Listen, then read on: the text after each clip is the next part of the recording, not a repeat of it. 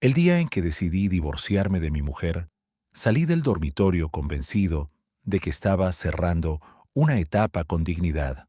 10 minutos después, quieto en el pasillo y con la taza de café en la mano, la oí reírse con otro hombre mientras explicaba cómo iba a quedarse con mi empresa, mi casa y hasta mi apellido, sin que yo sospechara nada.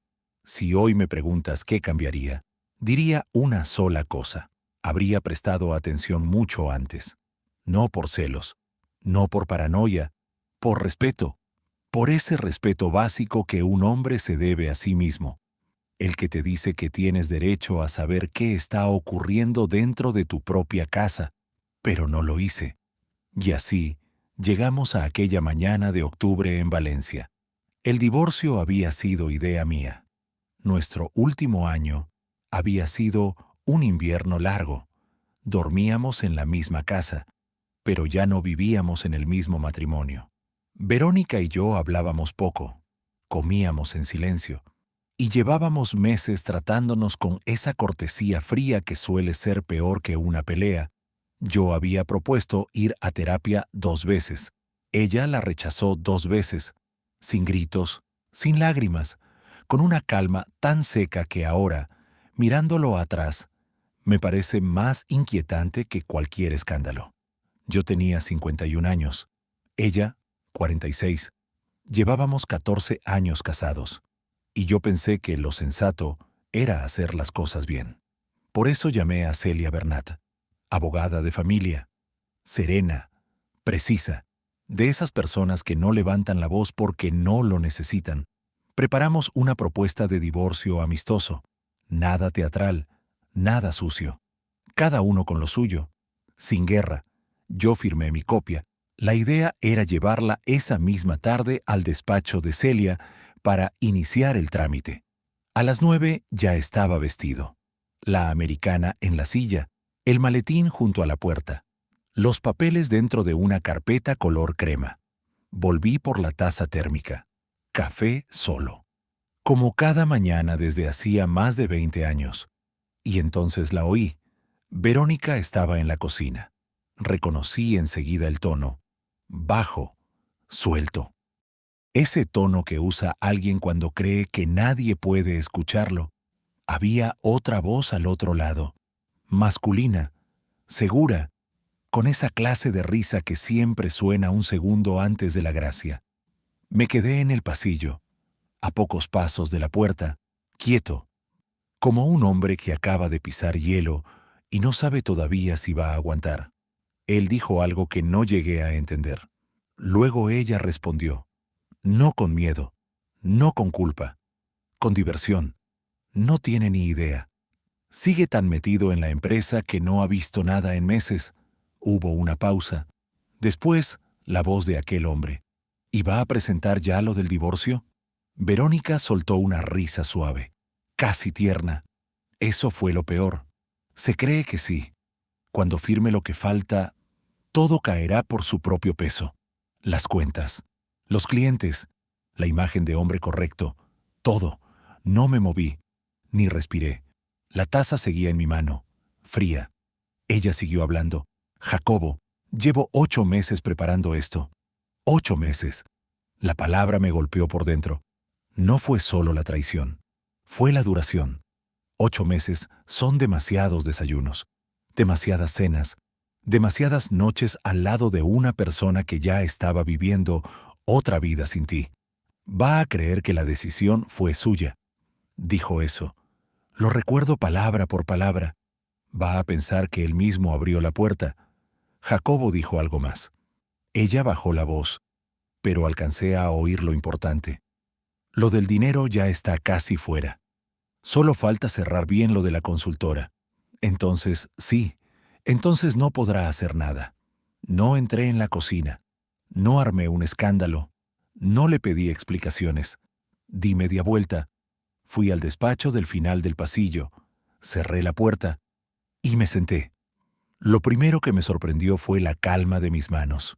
Yo esperaba temblar. No temblaba. Abrí el cajón de abajo. Saqué una carpeta vieja. Llevaba años allí. Dentro guardaba las capitulaciones matrimoniales, la escritura de la casa, los estatutos de mi empresa y una memoria cifrada que Celia me recomendó guardar después de una operación que tuve tiempo atrás. Nada grave, pero suficiente para pensar en lo que uno deja ordenado y en lo que no. Respiré hondo. Abrí las capitulaciones. Verónica y yo nos habíamos casado en régimen de separación de bienes. Eso ya me protegía bastante. Pero además había una cláusula añadida. La incluyó Celia por prudencia. Yo casi la había olvidado. Venía a decir algo muy simple. Si una de las partes ocultaba movimientos patrimoniales o usaba información del otro para perjudicarle, perdía cualquier ventaja en una liquidación amistosa. Seguí leyendo. Luego abrí la cuenta conjunta en el portátil. Yo no buscaba una bomba. Buscaba un patrón y lo encontré. Transferencias pequeñas, redondeadas, disfrazadas de gastos normales. Compra del supermercado, mantenimiento del coche, reforma menor, detalles domésticos. Cada una parecía inocente. Todas juntas contaban una historia, casi 43.000 euros, sacados poco a poco, con paciencia, con método, con destino a una cuenta que no reconocía. Abrí una hoja nueva. Empecé a anotar fecha por fecha, cantidad por cantidad, sin correr, sin rabia, como reviso un contrato antes de firmarlo. Y justo aquí, quiero pedirte algo con mucho respeto. Si esta historia te está atrapando, suscríbete al canal y deja tu like. Tu apoyo vale mucho más de lo que imaginas y nos ayuda a seguir trayendo relatos así. Hacia el mediodía, escuché el garaje. La puerta se abrió, el coche salió, la casa se quedó en silencio. Esperé unos minutos más. Entonces llamé a Andrés Monfort, mi primo, 49 años, constructor en Castellón, uno de esos hombres que no hablan por hablar. Llevábamos juntos desde la infancia, fútbol en patios de tierra, veranos interminables y una lealtad sin adornos. Contestó al segundo tono. No di rodeos. Te debo una disculpa. Hubo un silencio corto. Luego habló. ¿Qué ha pasado? Le conté lo justo. La llamada, el nombre de Jacobo, los 8 meses. El dinero. No le conté todavía lo de la cláusula, ni lo de la cuenta exacta. Solo lo suficiente. Andrés no dijo, te lo advertí. Nunca ha sido así. Solo soltó el aire despacio y después preguntó, ¿qué necesitas? Necesito que pienses, le dije. Todo lo que hayas visto en el último año. Gente, lugares, comentarios raros, algo que no encajara. Pensó unos segundos y entonces recordó. En marzo, en el cumpleaños de Mónica Arce, un tipo. Verónica me lo presentó como alguien del mundo de la inversión, Jacobo Telles. No olvidé el apellido porque me cayó mal al instante. Demasiado pulido. Demasiado cómodo en casa ajena. Seguí escuchando. Andrés añadió algo más. Verónica le había hecho preguntas raras aquel día.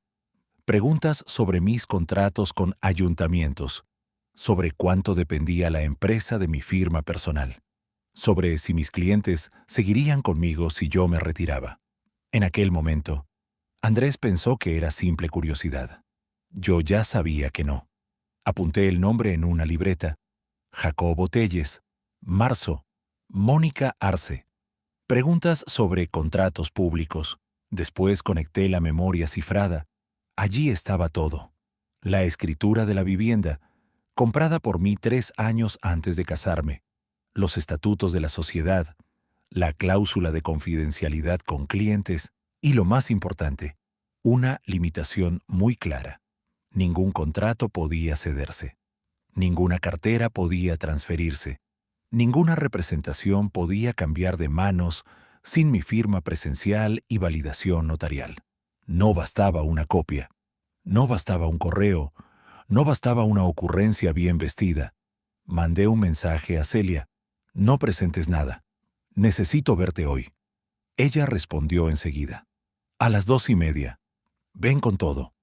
El despacho de Celia estaba en una calle tranquila del centro, un edificio antiguo, ascensor lento, mármol gastado en la entrada. Me recibió sin sonreír, no por frialdad, por respeto al momento. Le puse delante las capitulaciones, la libreta, las transferencias, los documentos de la empresa, y repetí la conversación que había oído. Sin adornos, sin dramatizar. Celia leyó en silencio. Eso me gustó. Desconfío de quien habla demasiado cuando todavía no ha entendido el problema. Cuando terminó, levantó la vista. Bien, dijo eso. Solo bien. Y por extraño que parezca, aquella palabra me calmó. Me explicó las cosas con claridad. La casa era mía. Estaba comprada antes del matrimonio. La separación de bienes la blindaba. La empresa también estaba protegida. Y si Verónica había usado información reservada o había movido dinero común con intención de perjudicarme, aquello ya no era solo un asunto de pareja. Podía convertirse en algo mucho más serio. Le pregunté por Jacobo. Celia tomó nota. Voy a averiguar quién es, y voy a hacerlo rápido. Salí del despacho con una sensación rara. No era alivio, tampoco ira, era enfoque, como cuando por fin ves el borde exacto del problema que te ha estado rodeando en la niebla.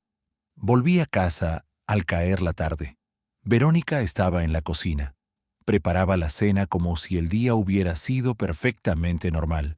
Se giró al oírme. Sonrió. ¿Cómo ha ido el día? ¿Productivo?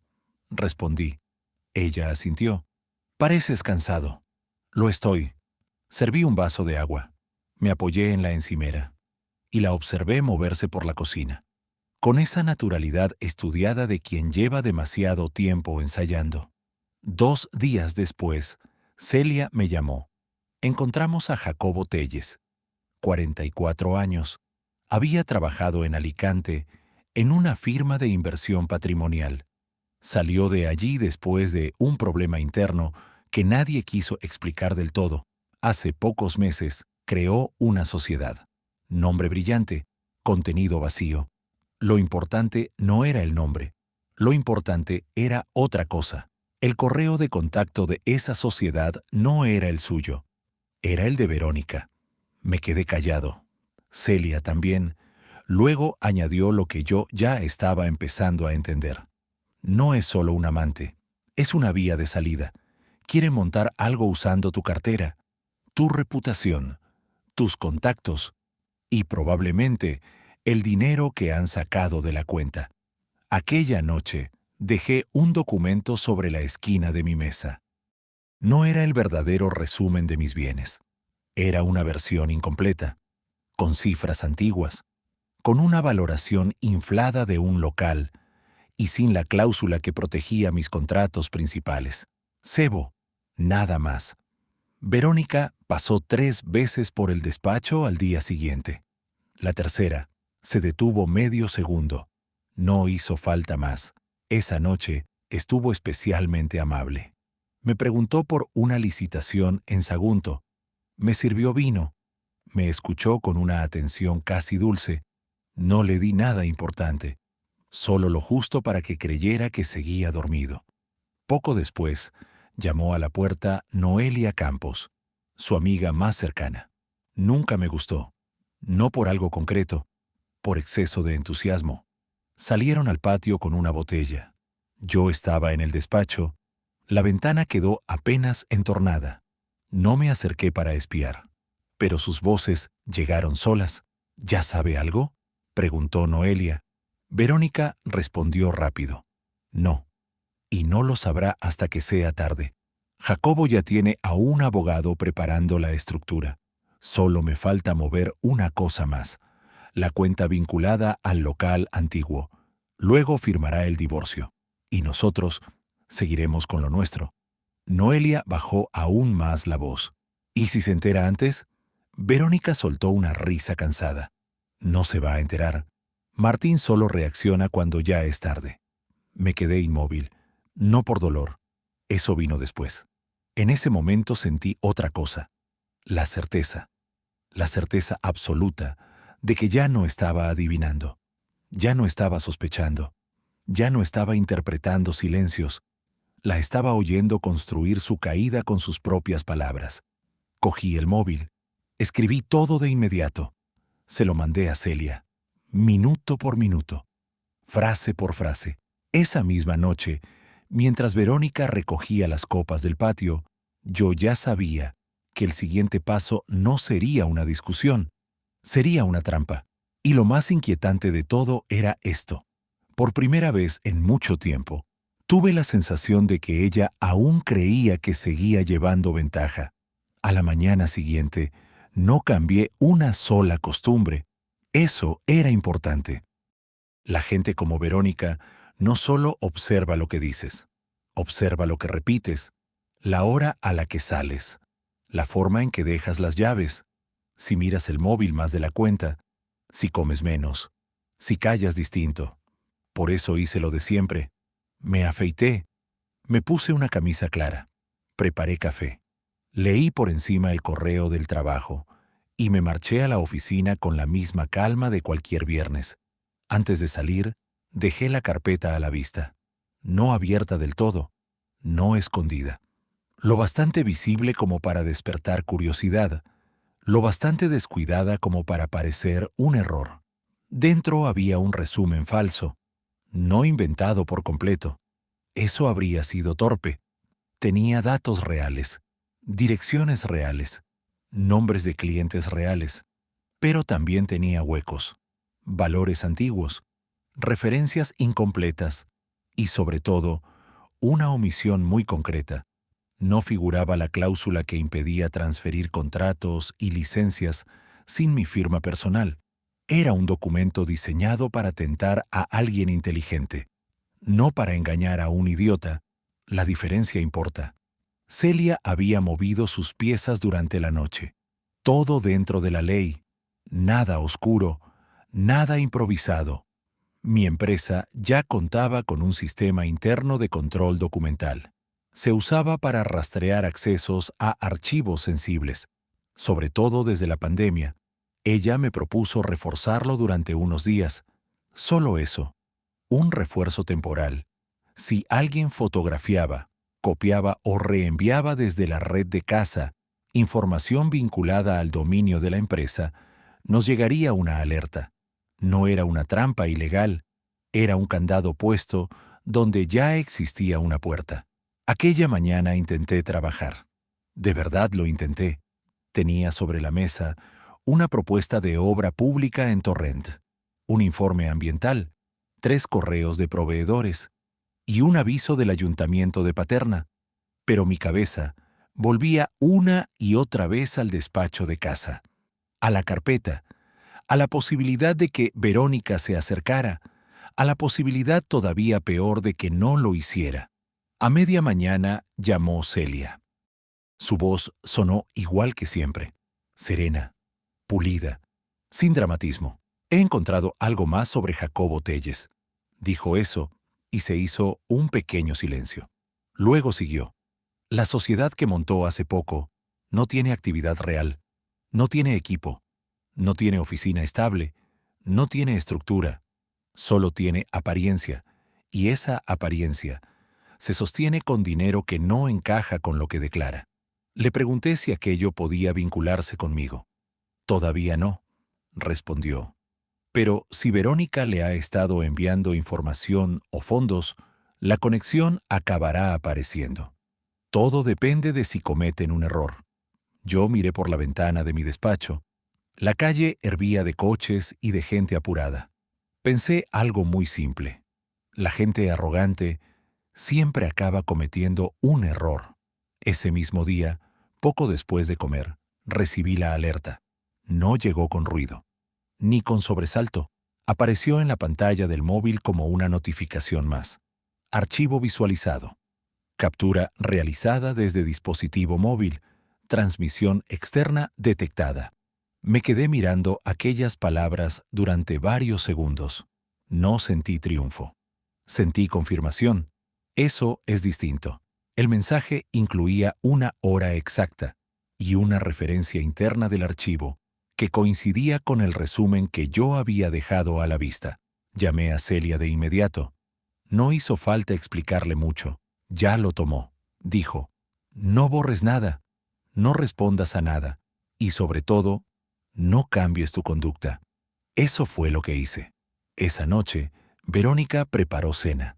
Pasta con setas, la misma receta que solía hacer al principio de nuestro matrimonio cuando quería agradar. La observé en silencio. Parecía relajada, más que en semanas. Me sirvió vino. Me preguntó por 2 contratos concretos. No de forma directa. Lo hizo con rodeos, como quien comenta por curiosidad, ese de la costa. ¿Sigue siendo tan importante? Yo levanté los hombros. Depende. Hay contratos que parecen más grandes de lo que son. Ella asintió y siguió cenando. Yo respondía poco, pero no frío. Eso también era importante. Si me mostraba distante, se pondría alerta. Si me mostraba demasiado amable, sospecharía. Tuve que convertirme en una versión neutra de mí mismo, y resulta agotador fingir normalidad dentro de tu propia cocina. 2 días después, Celia me citó a primera hora. Fui a su despacho antes de entrar en la oficina. Me esperaba con una carpeta azul y una expresión muy concreta, la de alguien que ya no trabaja con hipótesis, la de alguien que empieza a trabajar con hechos. Se sentó frente a mí, abrió la carpeta y fue directa. La imagen del documento salió del móvil de Verónica. Desde ahí fue enviada a su correo personal y desde su correo pasó al de Jacobo. Tenemos la cadena completa. No me dejó hablar. Todavía hay más. Ayer por la tarde, Jacobo presentó un borrador de registro mercantil usando datos de tu empresa. No todo es válido, pero lo suficiente para demostrar intención. Sentí un golpe seco por dentro, no de sorpresa, sino de claridad. Verónica no estaba tanteando, ya estaba ejecutando. Celia me mostró una copia. Allí estaban referencias a mi sociedad, a 2 contratos principales y a una futura consultora que absorbería ciertos servicios tras una supuesta reorganización personal. Eso decía el papel, reorganización personal, como si una traición bien vestida dejara de ser traición. Leí despacio. Había un detalle peor que el resto. En una nota interna, no destinada al registro, aparecía una frase. Cliente principal reticente pero previsible. Eso era yo. No mi nombre, no mi historia, no mis años de trabajo. Una línea, una molestia temporal. Miré a Celia. ¿Qué hacemos ahora? Ella cruzó las manos. Esperamos un poco más. Dejamos que den un paso adicional. Uno que no puedan explicar. Le pregunté si eso no era arriesgado. No, dijo ella, porque ya no pueden quitarte la empresa, ni la casa, ni los contratos.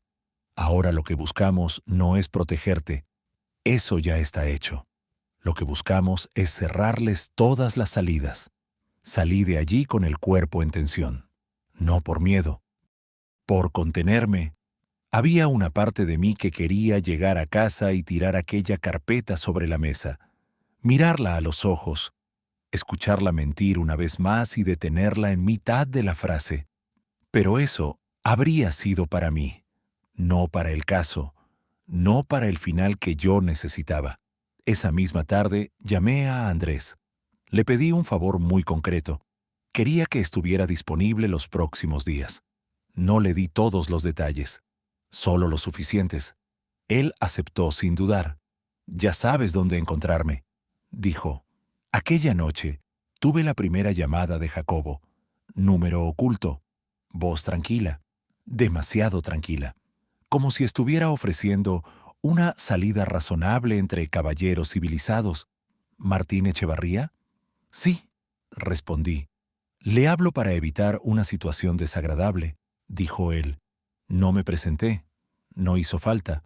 Lo reconocí al instante. La voz que había oído desde el pasillo, la misma seguridad aceitosa, la misma costumbre de ocupar espacio ajeno. Le dejé hablar. Verónica y yo creemos que las cosas podrían resolverse con elegancia. Dijo eso, con elegancia. Tuvo que hacer una pausa porque yo no respondí. Siguió. Usted conserva su posición, su nombre, su tranquilidad, y todos evitamos un conflicto innecesario. Pregunté algo muy simple. ¿Quién es usted para hablarme de mi vida? Él soltó una risa breve. Soy alguien que entiende mejor de lo que cree cómo funcionan las transiciones. Otra palabra elegante. Transiciones. Como si no estuvieran intentando robarme a dos manos. Le hice una pregunta más.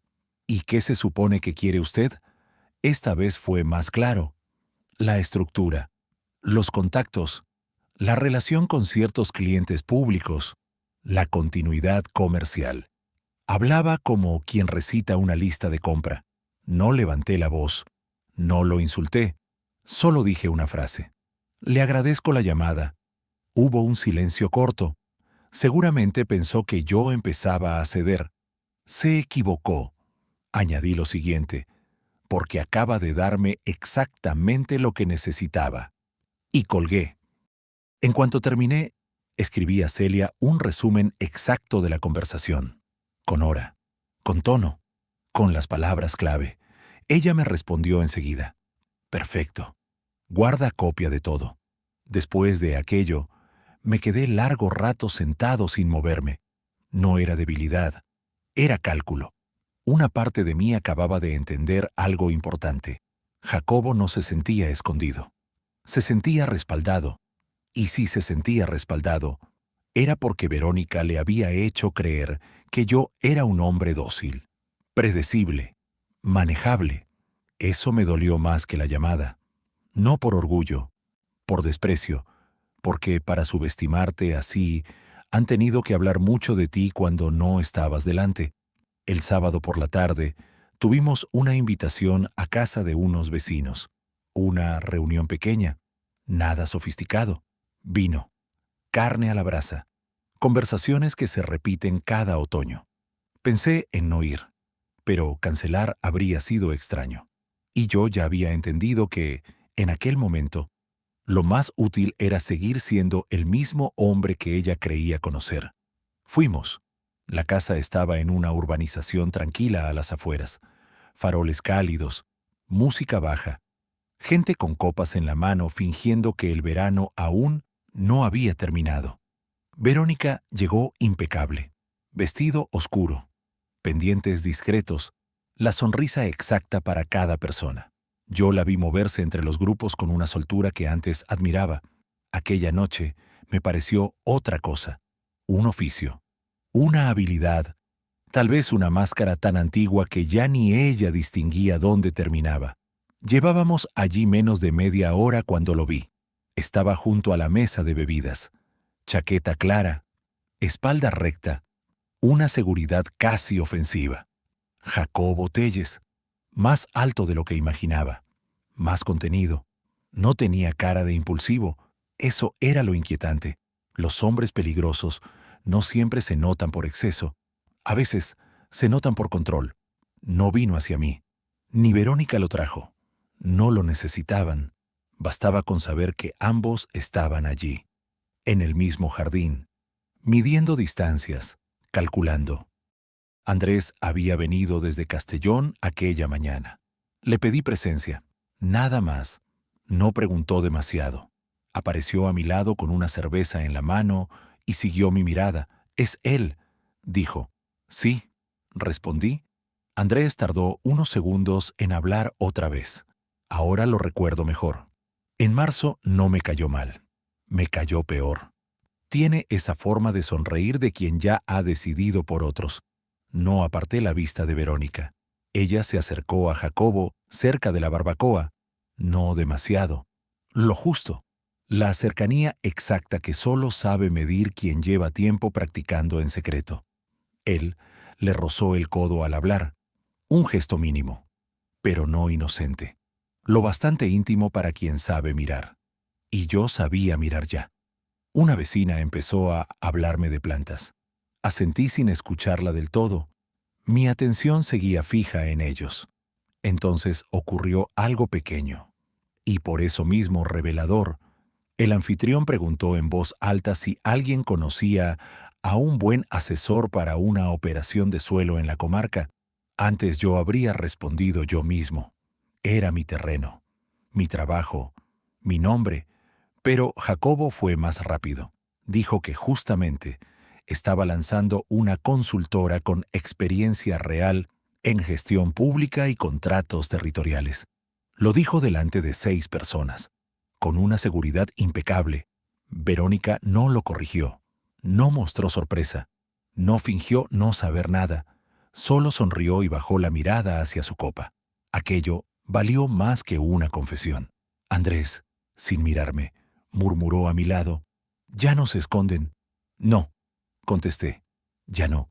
Nos fuimos poco después. En el coche, Verónica guardó silencio varios minutos. Luego habló con un tono cuidadosamente casual. «Ese hombre de la chaqueta clara, ¿lo conocías?» Tardé un poco en responder. «Lo suficiente. De vista». Mentí. Ella asintió. Nada más. Pero yo noté algo en su perfil. Una atención mínima en la mandíbula. Estaba comprobando. Medía si yo había entendido algo. Al llegar a casa, subí al despacho. No encendí la luz de inmediato. Me quedé junto a la ventana, mirando el jardín oscuro. Pensé en el principio de nuestro matrimonio, en una reforma que hicimos juntos, en tardes de pintura, en música sonando desde el salón, en la sensación antigua de estar construyendo algo con otra persona y no solo compartiendo una dirección. Y entonces me hice una pregunta que hasta ese momento había evitado. No cuándo dejó de quererme, sino cuándo decidió utilizarme. La diferencia entre una cosa y otra es enorme. Una se parece al fracaso, la otra se parece a una elección. A la mañana siguiente, Celia me llamó antes del desayuno. «Quiero verte», dijo. «Trae también la calma, porque lo que voy a enseñarte cambia el tablero». Fui a su despacho con una sensación extraña, a mitad de camino entre la certeza y el golpe. Cuando llegué, tenía sobre la mesa otro documento. No procedía de mi casa, ni de mi correo. Procedía del entorno de Jacobo. Lo había conseguido por una vía completamente legal, a través de una consulta societaria. Me lo acercó sin adornos. Era un borrador de acuerdo. No estaba firmado. Todavía no. Pero era suficiente. Leí la primera página, luego la segunda, y al llegar al centro del texto, sentí que el aire se me endurecía dentro del pecho. Porque no solo hablaban de dinero, no solo hablaban de contratos, habían puesto por escrito algo mucho peor. El plan completo incluía usar mi propio apellido comercial durante unos meses, lo justo para captar confianza, lo justo para arrastrar a ciertos clientes, lo justo para vaciar por dentro lo que yo había tardado tantos años en construir. Levanté la vista. Celia no apartó la suya. «Ahora sí», dijo. «Ahora vamos a por ellos de verdad». Salí del despacho de Celia con el cuerpo entero en tensión. No por miedo, por nitidez. Ya no estaba mirando una infidelidad, ni siquiera un divorcio sucio. Estaba mirando un plan calculado, con tiempos, con papeles, con una ambición muy concreta: vaciar mi trabajo, quedarse con mi nombre y dejarme después la versión oficial de todo, la del hombre que no supo adaptarse, la del marido que exageró, la del profesional que perdió el paso justo cuando otros venían empujando. Eso era lo que habían preparado. No solo querían dinero, querían el relato. Y en España, a veces, el relato llega antes que la verdad. Volví a la oficina, cerré la puerta de mi despacho y llamé a Teresa Llorens, mi jefa de administración desde hacía casi una década. No era una mujer expansiva, nunca lo había sido, pero era exacta. Y en momentos así, la exactitud vale más que el entusiasmo. Le pedí que entrara. Cuando se sentó frente a mí, le dije lo justo. No todo, solo lo necesario, que podíamos recibir en los próximos días alguna consulta extraña sobre contratos, que nadie debía facilitar copias, ni comentar cifras, ni reenviar nada sin mi autorización directa. Teresa me miró en silencio. Luego preguntó una sola cosa. ¿Es personal o es empresarial? Respondí con sinceridad. Ya no sé dónde termina una cosa y empieza la otra. Ella asintió. Eso fue todo. No necesitó más. Esa misma tarde, revisé uno por uno los contratos principales, los del ayuntamiento, los del consorcio comarcal, los de asistencia técnica, los de supervisión, los de mediación de suelo. Todo seguía en orden. Pero al llegar al expediente de una adjudicación en Gandía noté algo raro. Una carpeta abierta fuera de lugar. Nada grave, nada definitivo. Solo ese pequeño desorden que un hombre reconoce en sus propios espacios porque sabe cómo los dejó la noche anterior. Llamé a Teresa otra vez. Le pregunté si alguien había pedido acceso al archivo físico. Revisó el registro. Sí, dijo. Verónica pasó por aquí la semana anterior. Te buscaba. Como no estabas, pidió esperar un momento en la sala contigua. Noté algo frío detrás del estómago. Le pregunté si había entrado en la zona de archivo. Teresa dudó. No podría asegurarlo. Fueron solo unos minutos, pero cuando se marchó, la puerta estaba entornada. Aquel detalle me hizo entender algo que hasta entonces no había medido bien. Verónica no empezó a moverse hace unos días. Llevaba tiempo entrando y saliendo de mi mundo con otra intención. No era solo el dinero de la cuenta, no eran solo las llamadas. Llevaba meses cartografiando mis rutinas, mis archivos, mis puntos ciegos. Esa noche no volví directamente a casa. Conduje sin prisa hasta la playa de la Malvarrosa. Aparqué frente al mar. Me quedé allí con el motor apagado y las manos sobre el volante. No había ido a pensar. Ya pensaba demasiado. Había ido a quedarme quieto. Hay momentos en los que la inmovilidad también es una forma de trabajo. Vi a una pareja caminar por el paseo, a un hombre mayor con un perro pequeño, a dos adolescentes riéndose junto a un banco, y me sorprendió una idea sencilla. Nadie que pasaba por allí podía imaginar lo que estaba ocurriendo dentro de mi casa. La mayoría de las ruinas no hacen ruido desde fuera. Volví cuando ya había oscurecido. Verónica estaba en el salón. Tenía un libro abierto, pero no estaba leyendo. Lo vi enseguida. Su forma de levantar la cabeza, la rapidez con la que marcó la página sin haber pasado realmente por ella. Me preguntó por mi día. Le dije que largo. Ella me dijo que había estado pensando. Y esa frase en su boca me puso alerta. ¿Pensando en qué?, pregunté. En nosotros, respondió. En que quizá hemos dejado que el cansancio nos empuje demasiado. No dije nada. Ella siguió. Tal vez estamos tomando decisiones desde el desgaste, no desde lo que de verdad somos. La miré unos segundos. No era la Verónica de los últimos meses, o no del todo. Aquella noche usó un tono antiguo, más suave, más cercano. El tono de la mujer que una vez me ayudó a escoger azulejos para la cocina y a discutir con un carpintero sin perder la sonrisa. Pero ya no me alcanzaba, porque el problema con ciertas mentiras no es que oculten la verdad, es que contaminan hasta los recuerdos buenos. Le pregunté algo muy simple. ¿Y qué crees tú que somos ahora? Ella tardó un segundo más de lo normal. Eso también lo vi. Una pareja que todavía podría salvar algo, dijo. No respondí. Me limité a desearle buenas noches y subí al despacho. A los 20 minutos recibí un mensaje de Celia. Mañana a primera hora. Ha aparecido otra pieza. Dormí mal, no por angustia, por anticipación. Hay noches en que el cuerpo quiere llegar antes que el reloj. Cuando entré en el despacho de Celia a la mañana siguiente, encontré allí algo que no esperaba. No estaba sola. Había un hombre de unos 60 años, traje oscuro, carpeta gris, manera de sentarse de quien no necesita impresionar a nadie. Celia me lo presentó. Se llamaba Gonzalo Ferre. Era perito documental. Trabajaba con su despacho en asuntos societarios delicados. No me gustó la palabra delicados, pero me senté. Celia fue directa. Ayer revisamos una copia del borrador que te enseñé.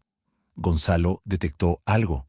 El perito abrió la carpeta, sacó varias hojas y me mostró una firma escaneada. Mi firma, o algo muy parecido. No era una firma copiada de forma burda. Eso habría sido fácil. Era una reproducción limpia, tomada de algún documento previo, recortada, reinsertada, preparada para aparecer en autorizaciones futuras, si ellos lo necesitaban. Sentí un golpe seco en el pecho, no por el papel, por la intención. Aquel hombre no me estaba quitando solo activos, me estaba borrando del proceso. Celia habló despacio. Todavía no la han usado en un documento eficaz, pero la están preparando. Eso cambia mucho las cosas. Le pregunté de dónde podía haber salido. No del registro público, respondió Gonzalo. La resolución no coincide. Esto viene de un documento privado mejor escaneado. Algo que haya pasado por tus manos o por tu oficina. Entonces recordé la carpeta abierta en Gandía. Y recordé otra cosa. Un convenio de colaboración antiguo que yo había firmado delante de Verónica en casa unos meses atrás. Lo dejé una noche en el despacho antes de archivar el original. Se lo conté a Celia. Ella no se sorprendió. Lo esperaba. Lo que no esperaba yo vino después. Noelia Campos, dijo Celia mientras giraba otra hoja. La amiga de tu mujer. Levanté la vista. ¿Qué pasa con ella? Celia me mostró un extracto mercantil. Noelia figuraba como administradora suplente en una sociedad anterior vinculada a Jacobo. Una sociedad dormida, sin actividad, usada solo durante unos meses, lo bastante para mover fondos y desaparecer después. Me quedé callado. Entonces entendí la verdadera función de Noelia. No era solo una amiga indiscreta, era parte de la operación.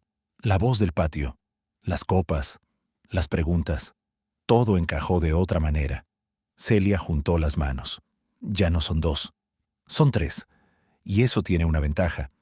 3 personas cometen más errores que 2. La siguiente decisión fue mía. Podía presentar ya la demanda, cerrar la puerta, pedir medidas urgentes y empezar la guerra de frente. O podía esperar un poco más, dejar que intentaran usar el papel falso y convertir su ambición en prueba completa. Tardé poco en decidir. Quiero esperar, dije. Gonzalo levantó una ceja. No lo hacía por gusto. Lo hacía porque había algo dentro de mí que necesitaba el final entero. No un final administrativo, uno completo. Celia no discutió. Solo preguntó. Entonces necesito que hagas exactamente lo que te diga. Acepté. El plan era simple, y por eso mismo eficaz. Yo iba a dejar en casa otra carpeta, esta vez más precisa, más tentadora, con apariencia de urgencia. Dentro habría una referencia a una supuesta cuenta vinculada a una antigua nave industrial en Sagunto. La nave existía, la cuenta no. También habría mención a una posible reestructuración de poderes de firma. Eso era el anzuelo. Si Verónica o Jacobo se movían para anticiparse, quedarían atrapados intentando usar información falsa para activar documentación falsa. Era elegante, era legal y era peligroso. Pero ya estábamos más allá del punto en que a uno le preocupe parecer prudente. Aquella tarde preparé la carpeta en la oficina. Solo con Celia, solo con Teresa, nadie más. Incluimos papeles auténticos mezclados con una pieza central diseñada para provocar, un borrador de actualización de autorizaciones bancarias. Llevaba mi nombre, llevaba el de la sociedad, llevaba espacio para firma y, sobre todo, llevaba una nota manuscrita que decía algo concreto. Revisar antes del lunes. Posible cambio de apoderados. Eso era gasolina para gente impaciente. Volví a casa con la carpeta en el maletín. Antes de entrar, Andrés me llamó. «¿Cómo va todo?», preguntó. «Peor de lo que parecía», le respondí. «Y quizá mejor de lo que creen ellos». Se hizo un silencio breve. Luego dijo: «Dime cuándo tengo que bajar». No le respondí enseguida. Miré la fachada de mi casa, la luz encendida en la cocina, la sombra de Verónica moviéndose detrás del visillo. «Pronto», le dije, «muy pronto». Dejé la carpeta en el despacho, esta vez no en una esquina, esta vez sobre la mesa, a medio cubrir con otros papeles, con apariencia de prisa, con apariencia de descuido. Después bajé a cenar. Verónica estaba especialmente tranquila. Eso me inquietó. Las personas nerviosas suelen precipitarse. Las tranquilas, a veces, ya creen haber ganado. Habló de una prima suya en Murcia, de un viaje pendiente, de una exposición en el centro. Yo respondí lo justo, sin frialdad, sin abrir nada. Al terminar, recogió 2 platos y al pasar junto a mí, apoyó una mano en mi hombro. Hacía meses que no lo hacía. Fue un gesto mínimo, pero me dejó una sensación peor que el desprecio, porque no había afecto, había cálculo. Subí al dormitorio más tarde de lo habitual. No fui al despacho. No quería que notara vigilancia. Me tumbé en la cama con la luz apagada y el móvil boca abajo en la mesilla. Casi a medianoche llegó la notificación. Acceso detectado. Captura de imagen. Intento de transmisión. Y debajo, una línea más. Documento de autorización reenviado a dirección externa. Cerré los ojos, no por cansancio, por una mezcla de rabia y serenidad que cuesta explicar. Esperé unos segundos. Luego miré el techo. La casa estaba en silencio. El silencio de siempre. El mismo pasillo. La misma escalera. La misma mujer al otro lado del muro. Y sin embargo todo era otro lugar. A la mañana siguiente, fingí normalidad otra vez. Pero ya no era exactamente fingimiento. Era decisión. Al salir, Verónica me dio un beso en la mejilla. Ligero, mecánico. No se lo devolví. Solo dije que volvería tarde. En la oficina me esperaba un mensaje de Celia. «Ven ahora. No llames». Fui de inmediato. Cuando llegué, la encontré de pie, con el móvil en la mano, y con esa expresión que no le había visto nunca. No era satisfacción, no era alarma. Era algo más duro. La prueba final. Dijo: «Jacobo ha intentado activar esta mañana un cambio de autorización bancaria usando una firma digitalizada y la referencia de la cuenta falsa de Sagunto. No funcionó, porque la cuenta no existe, pero el intento ha quedado registrado. Y hay más».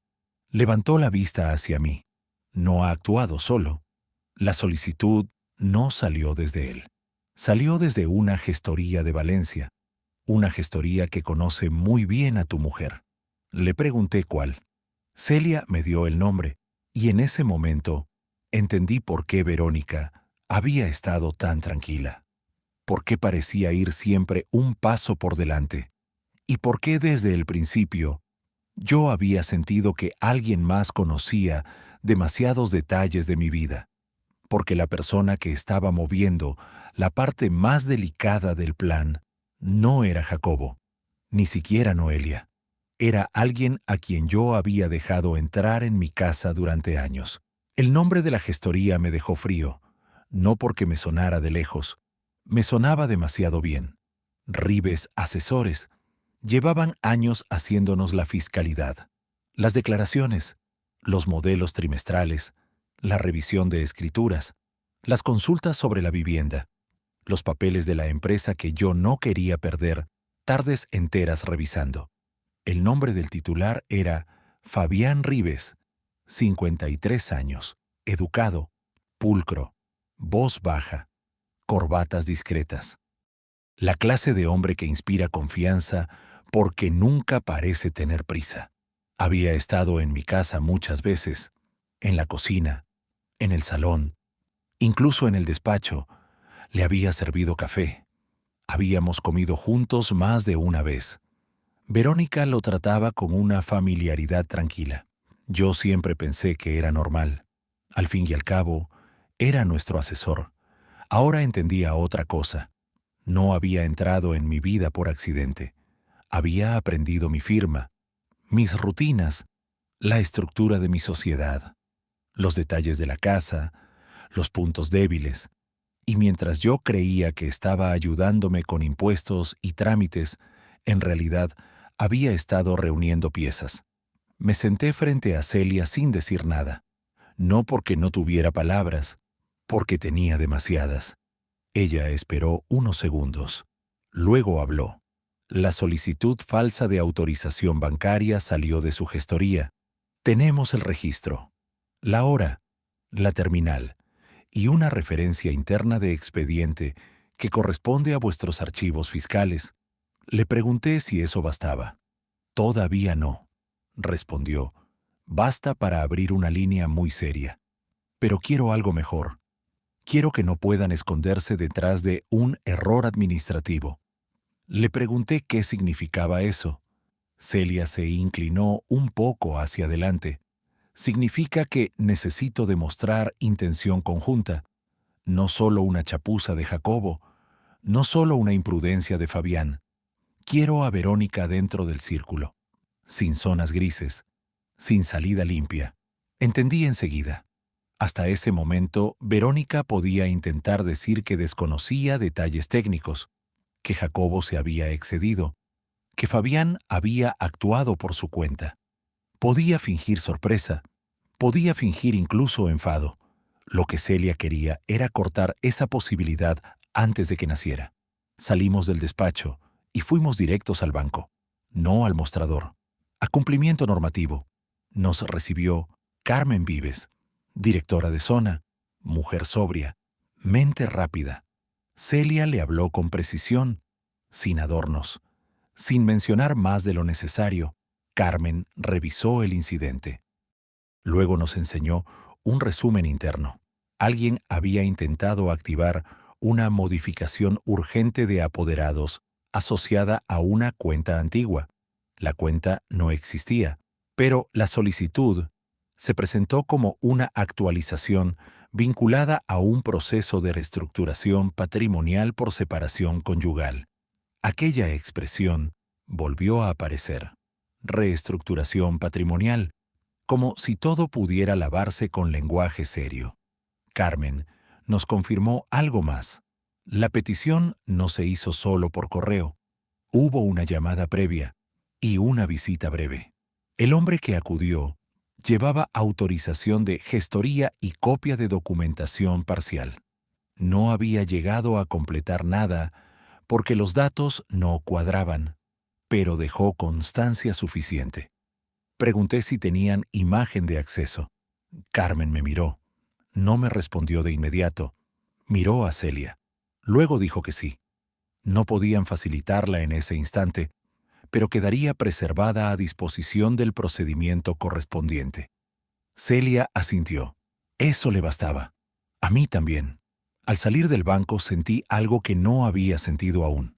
Asco. No hacia Jacobo, no hacia Verónica, hacia Fabián. Porque hay traiciones que hieren, y hay otras que ensucian. La suya pertenecía a la segunda clase. Subimos al coche de Celia. Ella no arrancó.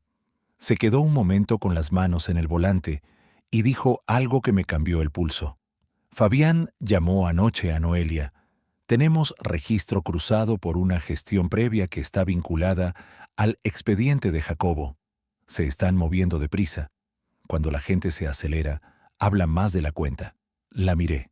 ¿Qué hacemos? ¿Esperar un error más? Dijo. Y no tardará. No tardó. Aquella tarde, al volver a casa, encontré a Verónica en el despacho. No estaba sentada. Estaba de pie junto a la estantería, demasiado cerca de la mesa. Se volvió al oírme. Sonrió con una normalidad tan estudiada que me dio pereza. Buscaba una carpeta vieja de unas fotos, dijo. Le respondí con la misma tranquilidad. No están aquí. Debe de estar en el trastero. Ella asintió.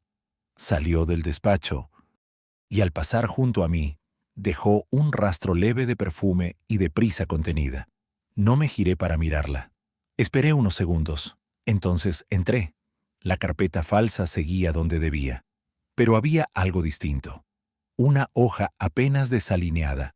Un borde movido. Lo suficiente. No necesitaba más. Bajé al salón. Ella estaba contestando un mensaje. El móvil en vertical. La pantalla reflejada un instante en el cristal de la ventana.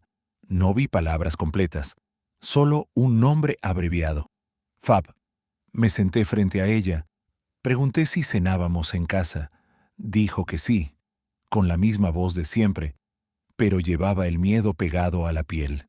Era sutil, en la rapidez con la que bloqueó el teléfono, en el dedo que golpeó 2 veces la funda, en la manera de evitar mi mirada demasiado pronto. Aquella noche no hablamos mucho. Yo tampoco quise hacerlo. Cuando una persona se está deshaciendo por dentro, el silencio la obliga a escucharse. Y a veces, eso castiga más que cualquier pregunta. Subí al despacho después. Cerré la puerta. No para revisar nada, para esperar. A las 11:15 escuché pasos ligeros en el pasillo. Luego la voz de Verónica. Baja, tensa. No estaba lo bastante cerca para entender todas las palabras, pero oí algunas. Lunes. No ahora. Si él sospecha, lo empeora todo. Después silencio. Y al minuto, otro mensaje en mi móvil. No era de ella. Era de Celia. Ha habido movimiento desde la gestoría. Mañana temprano. Ven sin pasar por la oficina. Dormí poco. La mañana siguiente empezó con otro golpe. Cuando llegué al despacho de Celia, encontré a Gonzalo otra vez. Y una tercera persona. Una mujer joven. Pelo recogido. Chaqueta sencilla. Nervios en las manos. Se llamaba Elisa Mora.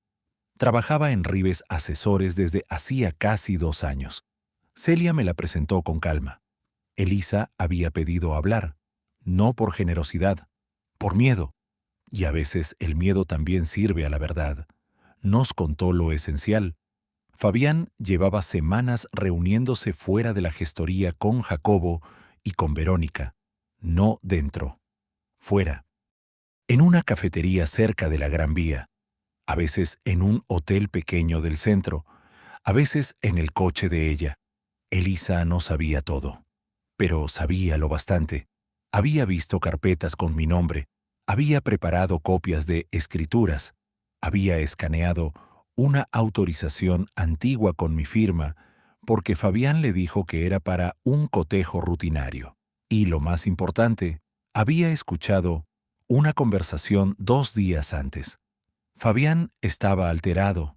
Decía que había que cerrar el lunes. Que si Martín llegaba a presentar cambios internos antes, se caía toda la operación. Sentí una punzada seca, no por la información, por la naturalidad con la que habían convertido mi vida en calendario ajeno. Elisa siguió hablando. Contó que Verónica insistía en una idea, que una vez iniciado el divorcio amistoso, yo estaría más distraído, más dócil, más centrado en salvar la imagen que en revisar el fondo. Jacobo había respondido algo todavía peor. Había dicho que los hombres como yo no suelen ensuciarse las manos a tiempo, y que precisamente por eso resultan tan útiles. No dije nada. Miré la mesa. Luego a Celia. «¿Ya lo tenemos?», pregunté. Ella respondió con honestidad. «Casi. Pero quiero una cosa más. Quiero ver a Verónica moverse sabiendo que el tiempo se le acaba». Le pregunté qué proponía. Su idea fue brutal por simple. Yo no iba a confrontar a nadie todavía. Iba a acelerar el tablero.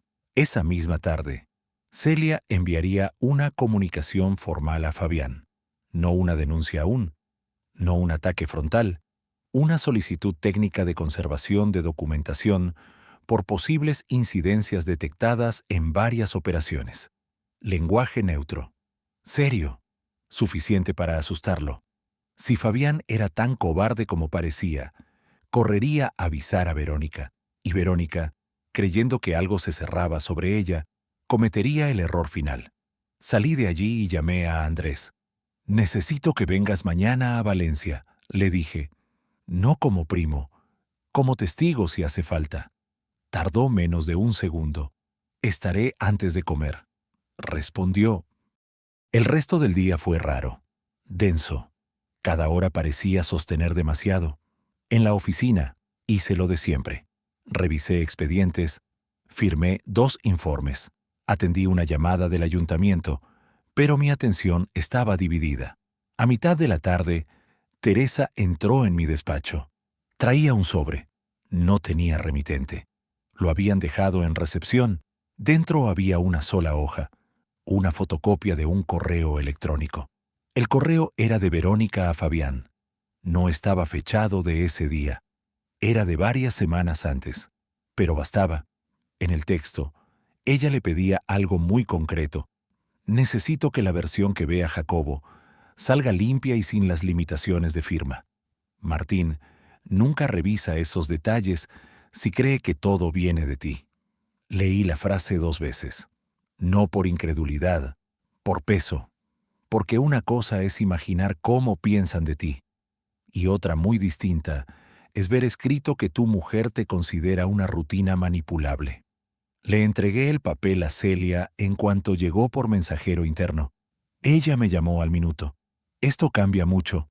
¿Sabes quién lo ha mandado?» «No», respondí. «Y no me importa demasiado». Ella sí lo sabía, o al menos lo intuía. «Elisa», dijo, «está intentando cubrirse, y eso significa que Fabián ya ha entrado en pánico». Aquella noche, al llegar a casa, Verónica estaba en la cocina. No tenía libro, no tenía calma. Tenía el rostro rígido de quien lleva horas sosteniendo una versión de sí misma y empieza a notar que se le agrieta. Me preguntó si al día siguiente estaría en la oficina. Le dije que sí.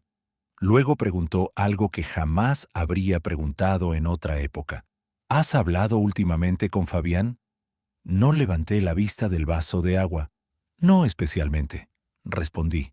Ella se quedó quieta, un segundo de más. Luego dijo que él le había escrito por un tema fiscal menor.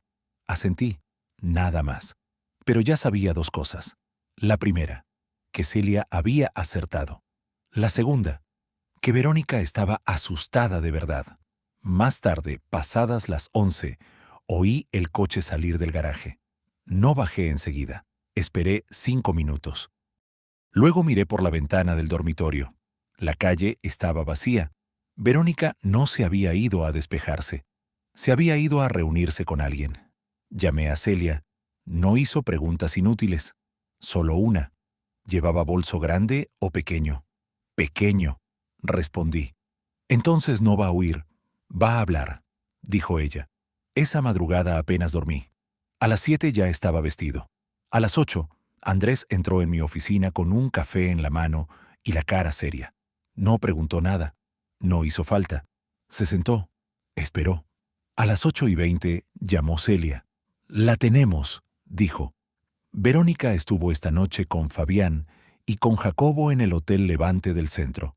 No entraron juntos, pero salieron con 10 minutos de diferencia. Tenemos confirmación de presencia. Y tenemos algo más. Fabián ha pedido cita urgente con su propio abogado. Cuando un hombre como ese corre hacia un abogado antes que hacia una versión creíble, es porque ya sabe que está perdido. Me quedé callado. Andrés me observó desde la otra silla. Celia siguió. «Voy a citar a Verónica para una reunión formal, con su abogado presente, con toda la documentación sobre la mesa, y quiero que estés preparado, no para discutir, no para gritar, para verla derrumbarse sin apartar la mirada». Miré a través del cristal del despacho. La mañana seguía su curso. Gente caminando, coches, repartidores, vida normal. Y sin embargo, todo estaba a punto de romperse. Antes de colgar, Celia añadió una última frase. La reunión será mañana, y si Fabián decide salvarse entregando lo que guarda, esta noche podríamos saber todavía algo peor de lo que ya sabemos. Aquella noche no hice nada, y sin embargo, sentí que todo se estaba moviendo. No llamé a Verónica, no escribí a nadie, no bajé al salón. Me quedé en el despacho con la luz encendida y la puerta cerrada. A veces, la mejor forma de resistir es no adelantarse. Celia me llamó cerca de las 10. Su voz sonaba más seca de lo normal. Fabián ha intentado negociar, dijo. No conmigo, con su propio miedo. Eso ya era bastante. Le pregunté qué significaba, que ha entregado parte de lo que guardaba, correos, borradores, notas internas y algo más. Se hizo un silencio corto. Después dijo la palabra exacta. Audios. Sentí un golpe lento por dentro. No un golpe de sorpresa, un golpe de peso. Porque los papeles podían discutirse. Las transferencias podían maquillarse. Las reuniones podían negarse. Pero una voz no se defiende igual. Le pregunté si eran claros. Mucho, respondió Celia. Demasiado. No quiso contarme todo por teléfono. Solo lo esencial. En uno de esos audios, Verónica hablaba con Fabián sobre mí. No sobre el divorcio, no sobre el dinero, sobre el tiempo. Decía que había que cerrar la maniobra antes de que yo revisara la estructura real de la empresa. Decía que, si me mantenían ocupado con un divorcio correcto y sin ruido, no miraría debajo. Debajo. Usó esa palabra, como si mi vida estuviera compuesta de superficies que podían levantarse a conveniencia. En otro audio, Jacobo hablaba de mí con una confianza casi obscena. Decía que hombres como yo aguantan mucho por orgullo, que tardan demasiado en creer que su mujer puede convertirlos en un trámite y que, cuando por fin reaccionan, ya suelen estar defendiendo ruinas. Me apoyé en la mesa. Cerré los ojos un momento, no por dolor, por una claridad tan dura que casi quemaba. Celia me dijo la hora de la reunión. Al día siguiente, 11 de la mañana, en su despacho, con Verónica, con su abogado y con todo delante. Dormí apenas unas horas. Soñé con la cocina antigua de la casa, la de antes de la reforma, la de los primeros años. Desperté con la sensación amarga de haber visitado un lugar que ya no existía. Llegué a la oficina temprano. Andrés ya estaba allí. Tenía 2 cafés. Me entregó uno sin hablar. Nos sentamos frente a frente en silencio. Eso hacen los hombres leales cuando entienden que las palabras no van a mejorar nada. Poco antes de salir hacia el despacho de Celia, Teresa entró con un sobre nuevo. Otro más. Lo habían dejado en recepción. Dentro había una memoria pequeña, sin nota, sin nombre. Se la llevé a Celia sin abrirla. Cuando llegamos, Gonzalo estaba esperando. La conectó. Tardó apenas 1 minuto en encontrar el contenido. Era una copia de seguridad de mensajes. No todos, pero sí los suficientes. Procedían del teléfono de Fabián. Y dejaban algo todavía más claro. Noelia no era una simple ayudante. Había actuado como enlace desde el principio. Reservaba citas, recogía documentos, avisaba de mis horarios. En una conversación incluso bromeó con algo que me heló. Es más fácil vaciar una casa cuando el dueño todavía cree que le siguen queriendo. No dije nada. No miré a nadie. Me limité a respirar despacio. A las 11 menos 10, Celia cerró la carpeta grande. Ya no faltaba nada. Ni para lo civil, ni para lo mercantil, ni para lo penal, si ellos insistían en empeorarlo. Andrés se quedó fuera, por si hacía falta después. Yo entré con Celia. Verónica ya estaba sentada. A su lado, su abogado, Gerardo Mena, 60 años, pelo blanco, mirada cansada. La clase de hombre que ha visto demasiadas mentiras como para conmoverse con una más. Cuando me vio entrar, Verónica intentó sostener una expresión digna. No le salió del todo. Llevaba un traje azul oscuro, pendientes pequeños, las manos juntas sobre la mesa, pero las uñas estaban marcadas en la piel de la otra mano. Eso la delataba. Gerardo saludó con cortesía. Celia correspondió. Yo me senté enfrente de Verónica. No sonreí. No fruncí el ceño. Solo la miré. Fue ella quien apartó la vista primero. Celia abrió la reunión sin rodeos. Vamos a ser breves, dijo, y claros. Sacó el primer bloque. Transferencias de dinero. Una por una. Fechas. Conceptos falsos. Cuenta de destino. Sociedad relacionada con Jacobo. Verónica no habló. Gerardo tomó una nota. Luego vino el segundo bloque. La documentación fotografiada en mi despacho. Los registros de acceso. Los reenvíos. Las horas exactas. La trazabilidad hasta el correo de Jacobo. Después el tercero. El intento de activación bancaria sobre la cuenta inexistente. La firma digitalizada. La gestoría de Fabián. La conexión documental. Gerardo dejó de escribir. Celia siguió, sin subir el tono, sin una sola frase innecesaria. Luego puso sobre la mesa los borradores de la consultora, las referencias a mis contratos, la intención de usar mi apellido comercial durante una fase de transición para arrastrar clientes. Verónica tragó saliva. Lo vi. Lo oyó toda la sala. Y entonces Celia llegó al final. Los audios. No reprodujo todos. No hacía falta. Solo uno. El suficiente. La voz de Verónica llenó el despacho. Clara. Inconfundible. Decía que yo no revisaría nada importante si me ofrecían un divorcio ordenado. Decía que Fabián debía limpiar la documentación para que Jacobo viera solo lo útil. Decía algo peor todavía. Martín solo pelea cuando ya le han quitado el suelo. Ahí comprendí algo que ni siquiera los papeles me habían enseñado del todo. Ella no solo me había traicionado, me había estudiado. Como se estudia una cerradura antes de forzarla. El audio terminó. La sala se quedó quieta. Gerardo se quitó las gafas. Las dejó sobre la mesa. Miró a Verónica, luego a Celia, y dijo algo muy simple. Mi clienta necesita hablar conmigo a solas. Celia negó con la cabeza. No, respondió.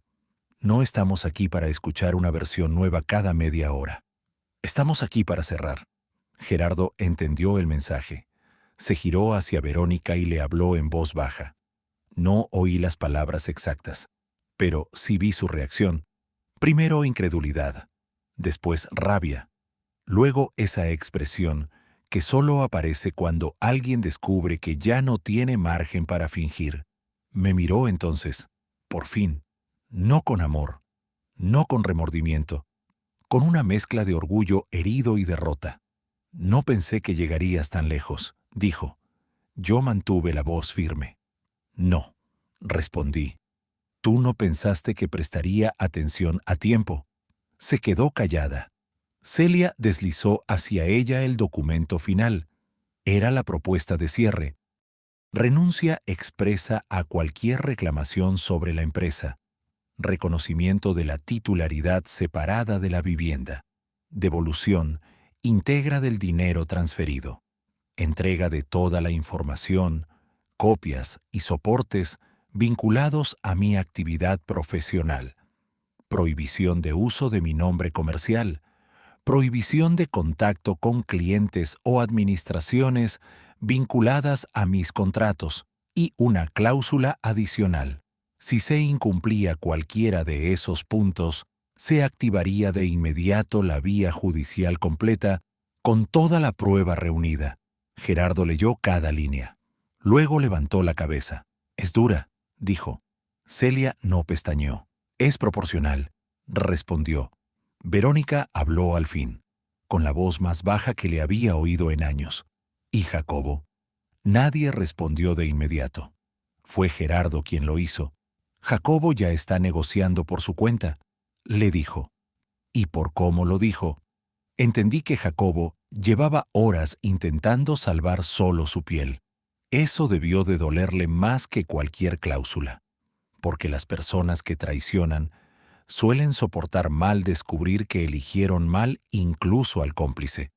La reunión se suspendió 10 minutos, no más. Cuando volvimos a sentarnos, Verónica tenía delante el bolígrafo. Lo sostuvo entre los dedos.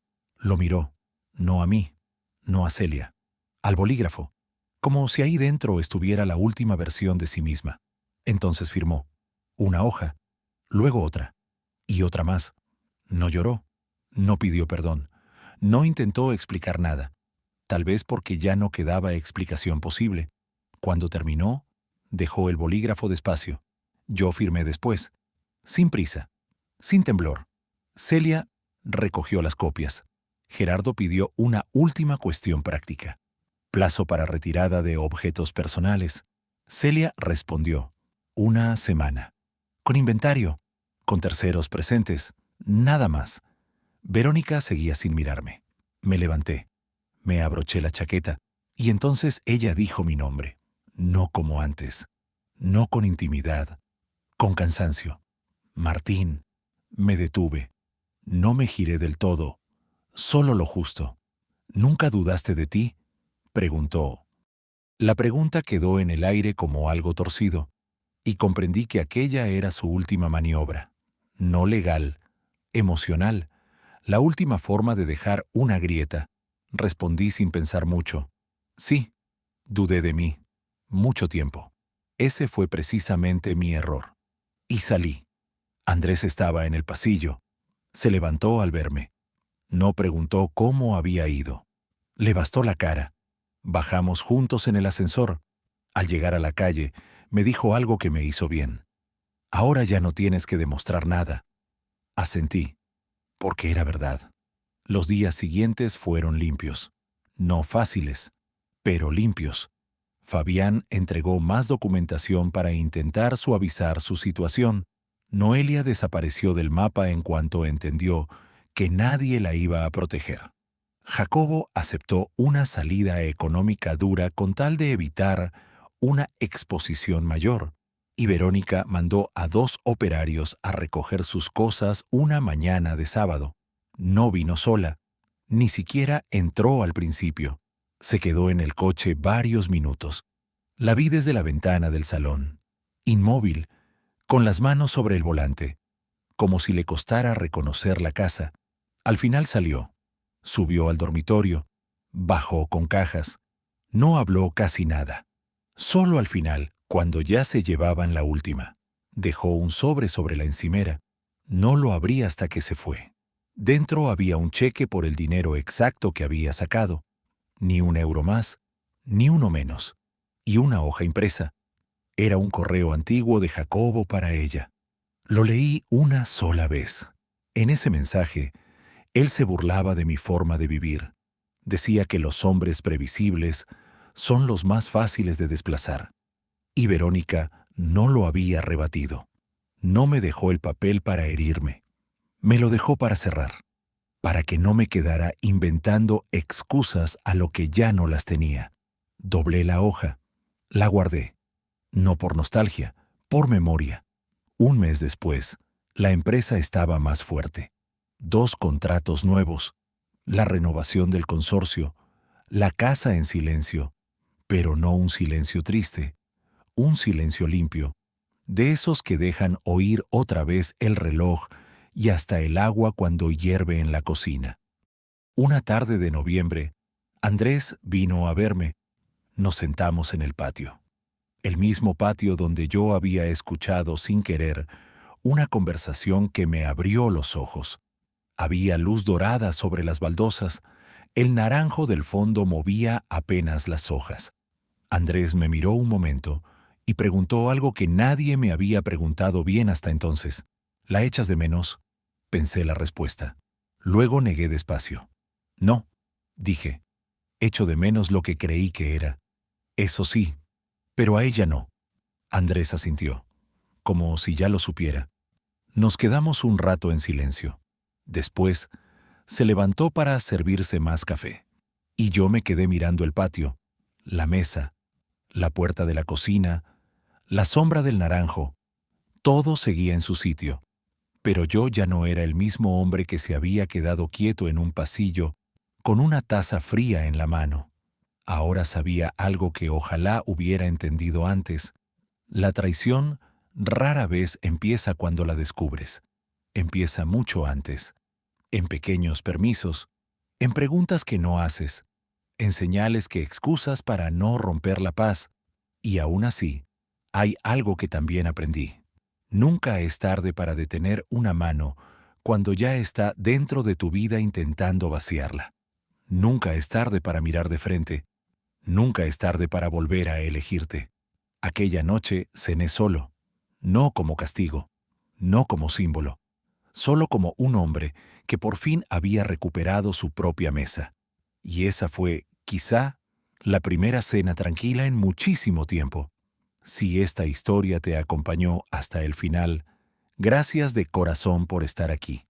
Y si quieres seguir escuchando relatos así, tu apoyo con un like y tu suscripción significa mucho para nosotros. Y si no tienes nada más que añadir o te cuesta encontrar las palabras, a todo el equipo le hará muy feliz leer incluso un simple gracias en los comentarios.